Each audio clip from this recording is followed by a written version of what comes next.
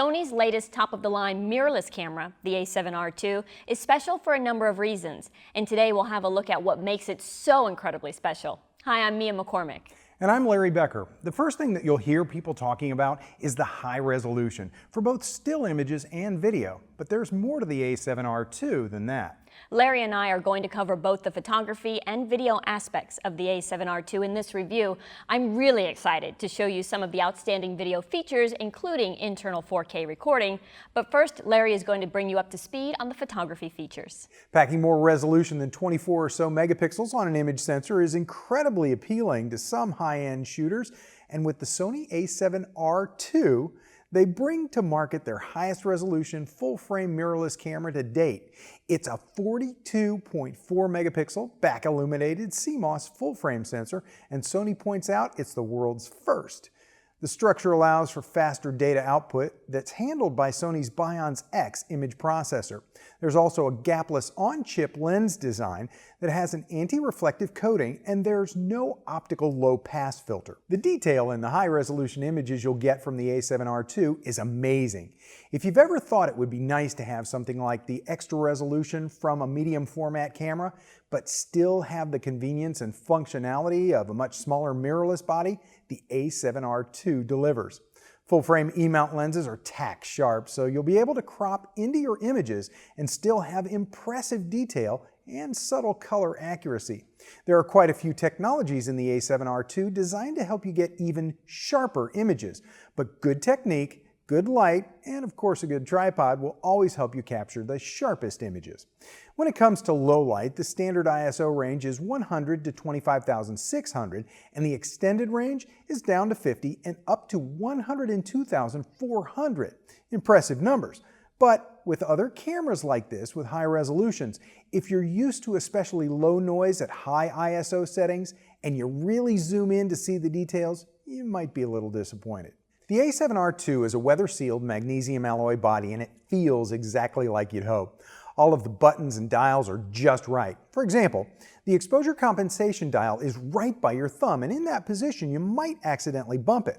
Fortunately, the action is stiff and easy enough to turn when that's what you want, but it's not likely that you'll be moving it accidentally.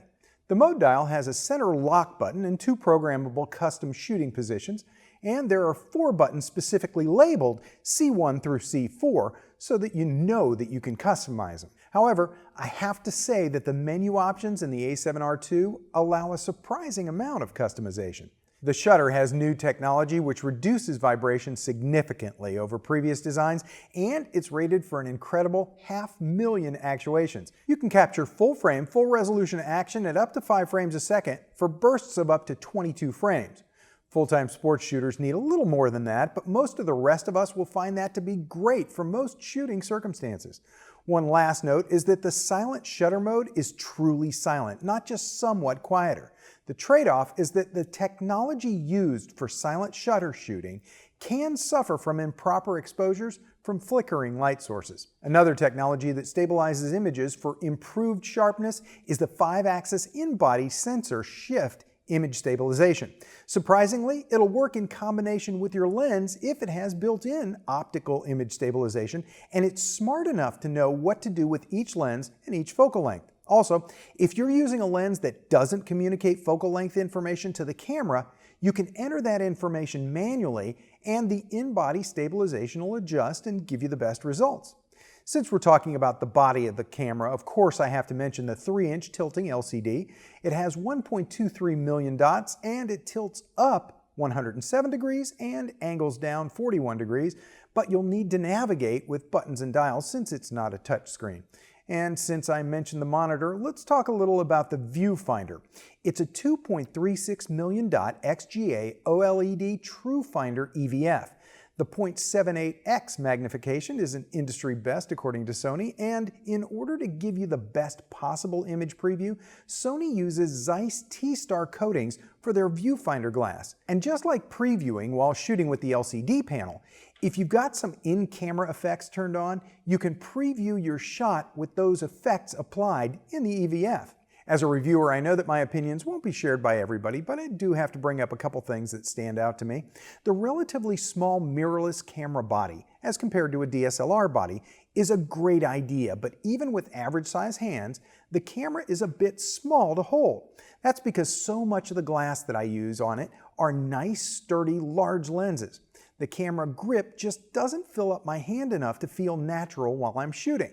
The good news is that there's an optional vertical battery grip, and that adds enough extra grip size in either orientation to make things feel just right. For me, it's not optional, it's mandatory. The other thing that's a bit of a challenge for me is that I almost always prefer an optical viewfinder over an EVF. With most EVFs, you'll lose shadow detail in bright scenes with wide dynamic range, but this EVF is incredible and it doesn't have a big problem with this. I can shoot with this EVF and enjoy it, except for one weird thing. The sensor is smart enough to know to switch off the LCD and turn on the EVF whenever you hold the camera up to your eye, but there's no setting to turn off the image review in the EVF and leave it on with the LCD.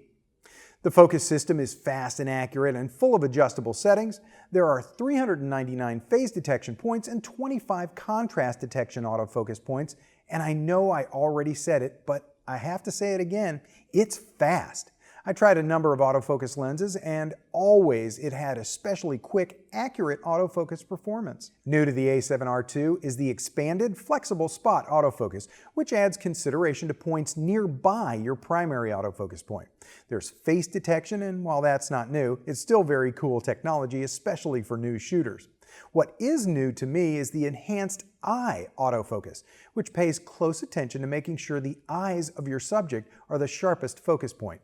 The A7R II has focus magnification to help you nail your focus, and of course there's focus peaking available to highlight the sharp contrast areas when focusing manually. When it comes to a video review like this of Sony's highest resolution, top-of-the-line mirrorless camera, there's no way to cover everything that the camera does, but here's a quick rundown of some of the other features designed to get the attention of today's photography enthusiast. First up, Sony says that the A7R II is 40% faster than its predecessor.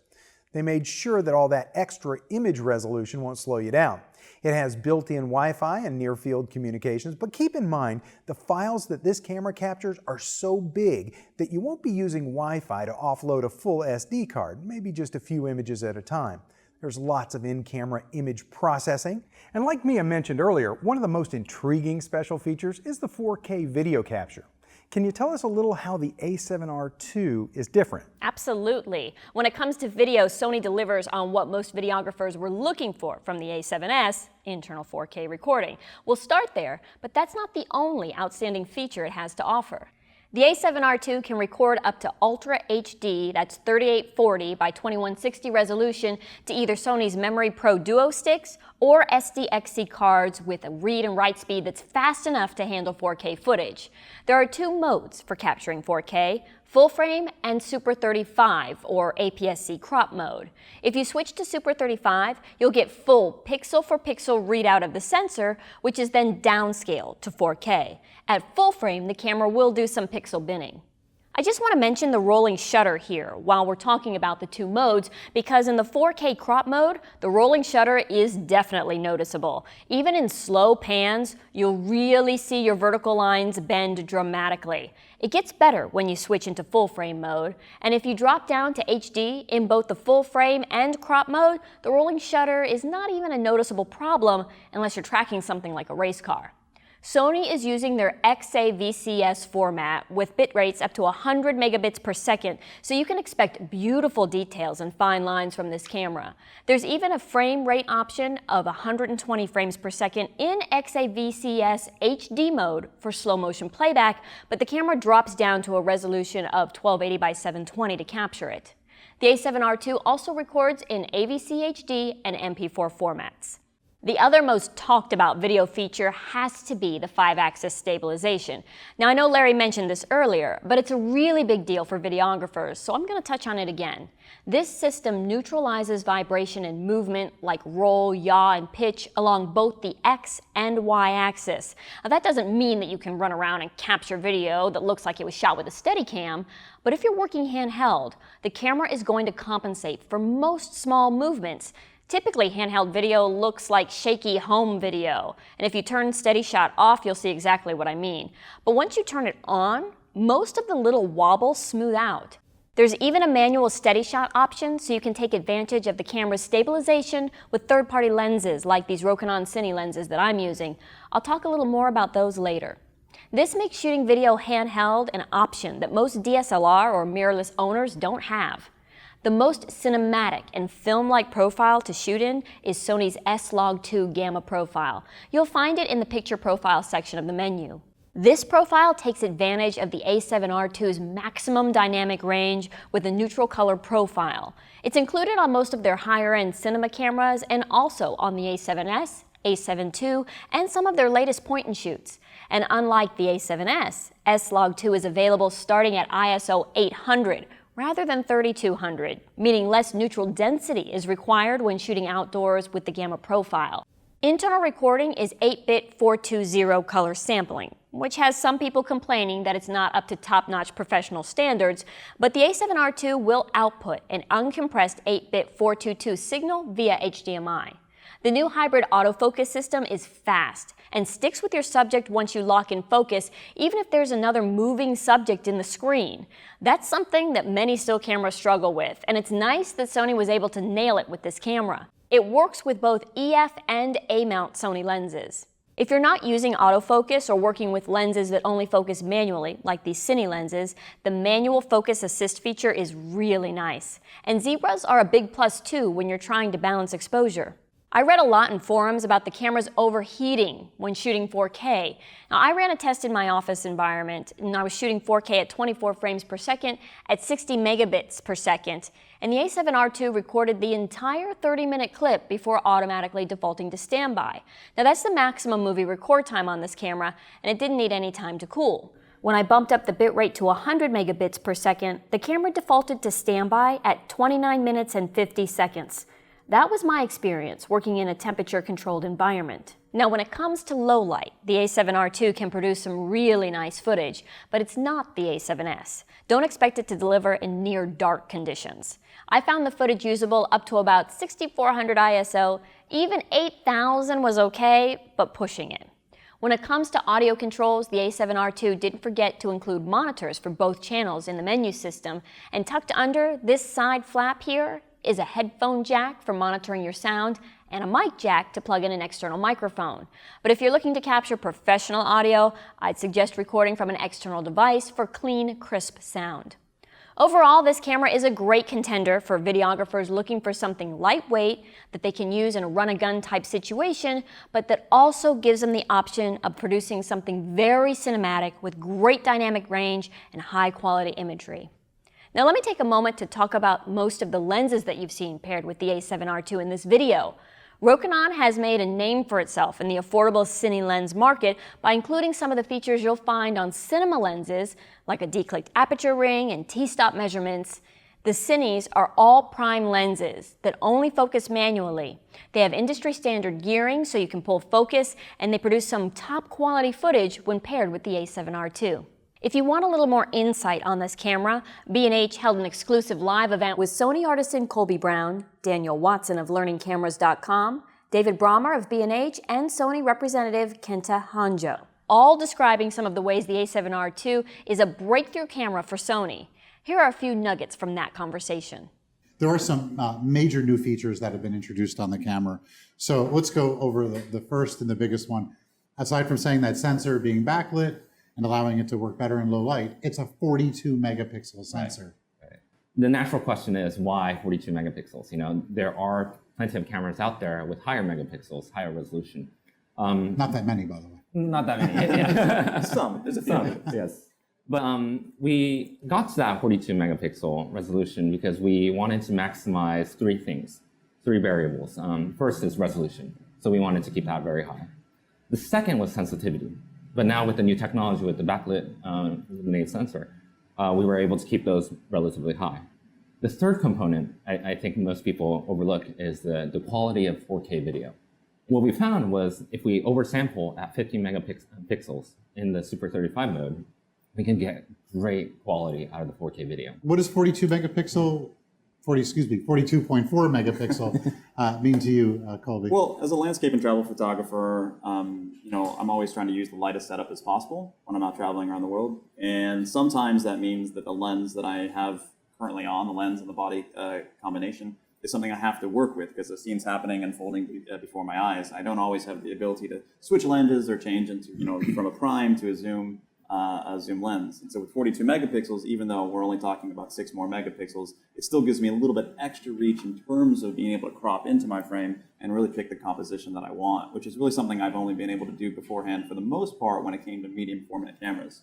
And someone that's actually taken medium format cameras traveling around to crazy developing worlds around the world, it's not feasible. So being able to do that in a small body is actually quite awesome to be able to have that cropping ability. Wedding portraits, we're all the time blowing up to 20 by 30s and even bigger, and being able to do that with 42 megapixels means that we're able to do almost a 300 DPI native print at that huge size. And also, going between horizontal and vertical happens all the time as well. And so being able to make those decisions after the fact and make those crops into it and not have to worry about the loss in quality, or being able to go as big later on in post, that's huge.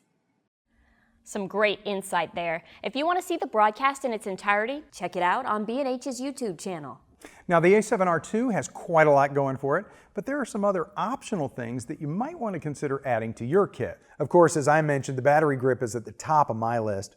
Another thing to consider if you have any Sony A-mount lenses would be the Sony LA-EA3 lens adapter. That adapter even lets you use all the phase detection and contrast detection autofocus points. And if you own any Canon EF mount lenses, you'll want to know about the BiONZ Canon EF mount to E-mount Mark IV adapter. This adapter gives especially fast focus performance too. Mia, what's on your list of optional extras? Sure. Well, 2 things that I think you should consider if you're planning to shoot any video are extra batteries and some SDXC memory cards. Remember that video chews up a lot of data space on your cards and battery power too. The extra batteries will come in handy if you plan to shoot for several hours. And the A7R II will only record 4K video to SDXC memory cards, and UHS-1, U3 cards are required for 100 megabits per second recording modes. If you try with an SDHC, even a really fast one, it won't work. A menu pops up saying it's not the right type of card. It's a really important thing to remember if you want to take advantage of internal 4K recording. By now, you should have a good grasp of the key features of this camera and what you can do with them, and you should be able to figure out if it's the right addition to your workflow or not. For B&H and Kelby One, I'm Mia McCormick. And I'm Larry Becker. Thanks for watching. Whether you're a hobbyist or a professional, B&H has the answers to your questions. Experience a world of technology at our New York City Superstore. Connect with us online or give us a call. Our staff of experts is happy to help.